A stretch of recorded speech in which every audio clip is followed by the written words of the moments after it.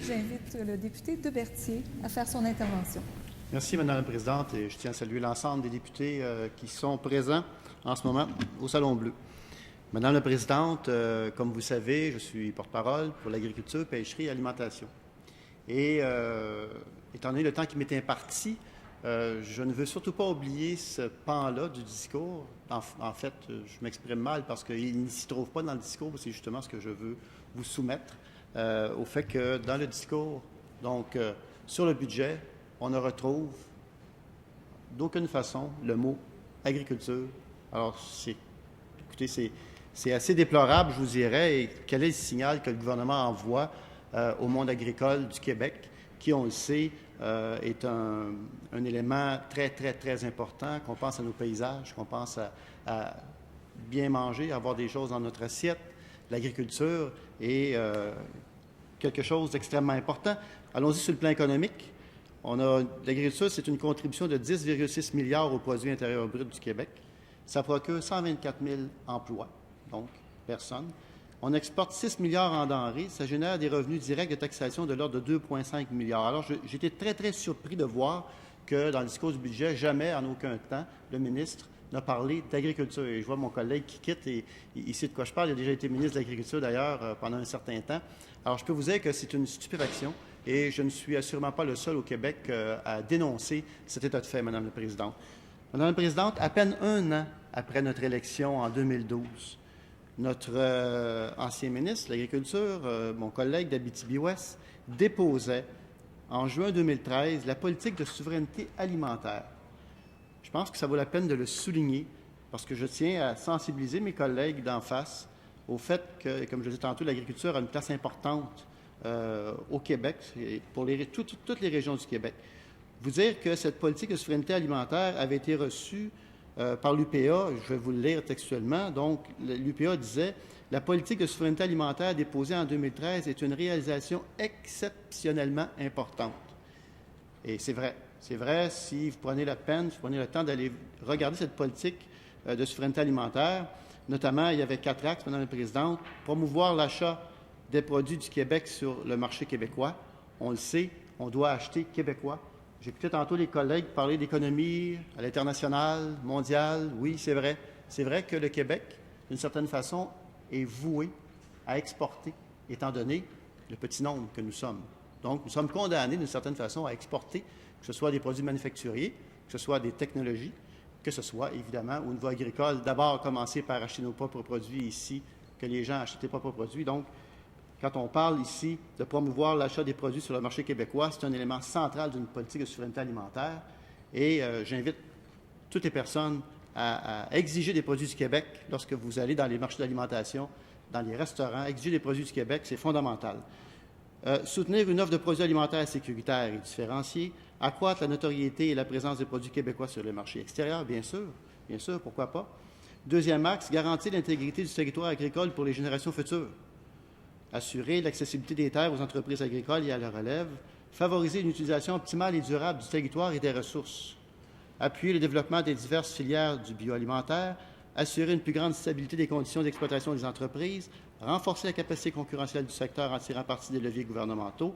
Et le quatrième axe, Madame la Présidente, appuyer un secteur en harmonie avec l'environnement, aider le secteur à se positionner sur la voie du développement durable, valoriser l'avantage écologique des aliments du Québec. Donc, c'est majeur.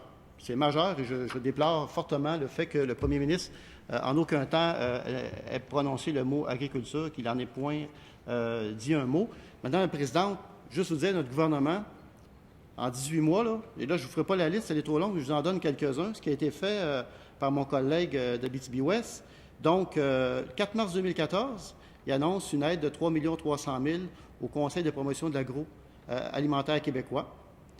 Le 18 décembre 2013, c'est la stratégie de positionnement des aliments du Québec sur le marché institutionnel. Le 16 octobre 2013, lancement du programme d'appui à la commercialisation des aliments québécois, qui bénéficiera d'une enveloppe budgétaire de 1,5 million. Le 6 juin 2013, programme d'appui au développement des appellations réservées et des termes valorisants. Donc, ce programme appuie la mise en valeur des aliments du Québec et de leurs caractéristiques. Le 29 janvier 2013, pour la promotion et l'identification des aliments du Québec. Le 15 octobre 2013, investissement de 19 millions de dollars pour appuyer les initiatives du secteur agroalimentaire québécois visant à développer les marchés et améliorer le rendement et la compétitivité des entreprises.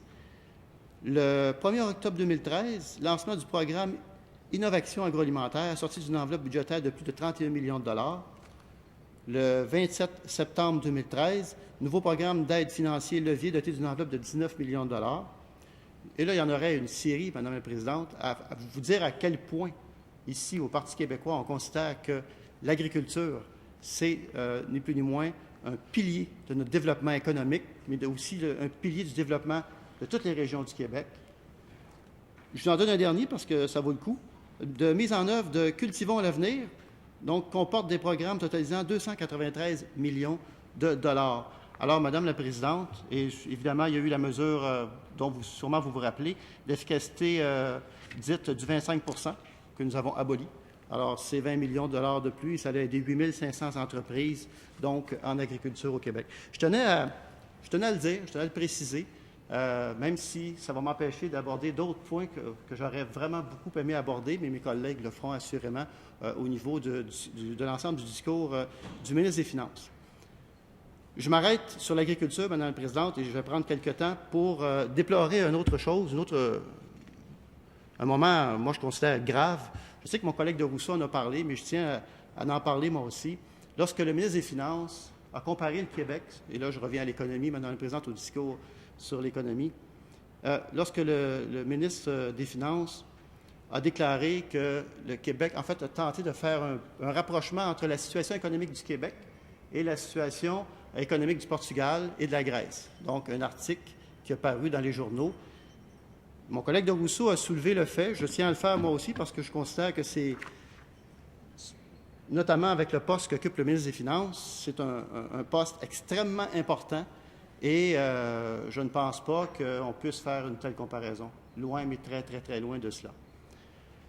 Il faisait cette comparaison-là, Madame la Présidente, et j'espère ne pas me tromper, en lien avec ce que j'ai entendu d'un collègue tantôt dire que si on n'avait rien fait, là, en 2014 au budget, là, il y aurait eu un déficit, là, attendez un petit peu, de 5,9, je pense que c'est la députée de Soulanges qui soulevait ça tantôt, 5,9 milliards, on se dirigeait vers un déficit de 5,9 milliards pour cette année, et un déficit pour 2016-2017 de 7,6 milliards. Madame la Présidente, une image extraordinaire pour que les gens saisissent bien là, ce que c'était en réalité. Moi, j'appelle ça une balloune, mais il faut l'expliquer comment on pète cette balloune-là, Madame la Présidente. C'est pareil comme à Noël. Hein? Moi, j'ai 4 enfants. Alors, à Noël, les enfants, ils regardent des catalogues et ils nous font une liste. Vous comprendrez, Madame la Présidente, que je n'accède pas. Mon épouse et moi, nous ne disons pas oui à la totalité de la liste. Hein? Alors, nous faisons un certain élagage et là, on fait des choix. Sinon, évidemment, vous comprendrez que notre budget n'aura pas pu résister et c'est compréhensible. C'est la même chose qui s'est produit. C'est la même chose qui se produit année après année, Madame la Présidente, où les ministères, les différents organismes du gouvernement font leurs demandes. Et là, quand on tire la ligne face aux demandes qui sont faites par ces ministères-là, on arrive à des chiffres. Ça aurait pu être 9 milliards, Madame la Présidente. Ça aurait pu être 10 milliards. On comprend que les différents ministères ont une retenue quand même, mais le gouvernement ne répondra pas et ne répond jamais à la totalité de cette demande-là. Donc, de venir dire qu'on se dirigeait vers un déficit de 5,7, si rien n'était fait, bien sûr, ça pourrait être pire si rien n'est fait, Madame la Présidente, mais les gouvernements agissent toujours. Bien sûr, ils font des choix. Je tenais à faire cette précision-là et peut-être rappeler aussi au ministre des Finances que, et je l'ai déjà dit ici, dans cette enceinte, Madame la Présidente, l'élément central, en fait, l'élément le plus important, quand on parle d'économie, il faut parler de confiance. Tout est basé sur la confiance. Le jour où cette confiance-là n'est plus là, que ce soit de façon apparente ou de façon, je vais dire virtuelle, pas de façon virtuelle, mais si cet élément de confiance-là n'est pas tangible, là, on a des problèmes. On a des sérieux problèmes. Alors, on n'a pas besoin d'alarmer les différents marchés internationaux, les différents investisseurs, les différentes firmes de cotation avec des scénarios qui, dans le fond, sont totalement imaginaires. Alors, je tiens à le dire et à le redire, cette confiance-là, elle est essentielle, elle est primordiale si on veut pouvoir, justement, positionner le Québec comme il se doit sur la scène internationale et, évidemment, protéger l'économie du Québec. Je dois terminer, Madame la Présidente, J'aurais aimé en dire beaucoup plus. Mais je dois terminer en vous disant que l'austérité, aujourd'hui, a un nom. L'austérité a un nom, c'est le gouvernement du Parti libéral. L'austérité a un nom, et vous savez, Madame la Présidente, il ne faut jamais oublier une chose, c'est que quand le gouvernement, durant la campagne électorale, le gouvernement actuel, qui était dans l'opposition à l'époque, a fait une promesse de mettre 15 milliards de plus sur la dette. Et là, ils se sont tout à coup réveillés en arrivant au pouvoir. Comme disait mon collègue, les gens des finances nous ont rappelé que c'était impossible de mettre 15 milliards de plus sur la dette du Québec. Ça serait catastrophique. Le Québec pourrait subir une décote. Juste rappeler, Madame la Présidente, que de 2003 à 2012, le Parti libéral, malheureusement, a enlevé toute marge de manœuvre au Québec en termes d'aller chercher de l'argent sur la dette. C'est 60 milliards de plus que le gouvernement libéral a mis sur la dette du Québec. C'est une somme énorme. Et si aujourd'hui, nous sommes confrontés justement à s'assurer qu'on puisse fonctionner avec la capacité de payer des Québécois et qu'on n'a plus les moyens de mettre d'autres argent sur la dette, foncièrement, c'est parce que le Parti libéral, Madame la Présidente, malheureusement, a fait ce qu'il a fait de 2003 à 2012, c'est-à-dire qu'il a financé sur la carte de crédit des Québécois ces programmes. Aujourd'hui, on se retrouve dans une grande situation où on doit agir avec rigueur. C'est ce que nous avons fait de 2012 à 2014, Madame la Présidente, agir avec rigueur. Et nous sommes assez heureux de voir que le gouvernement a compris le message et qu'il doit lui aussi agir avec rigueur. Je termine sur une parole du président François Mitterrand, qui disait ceci. Il disait « Le peuple ne se trompe jamais, mais on peut tromper le peuple. » Merci, Madame la Présidente. Merci beaucoup, Monsieur le député de Berthier, de votre intervention.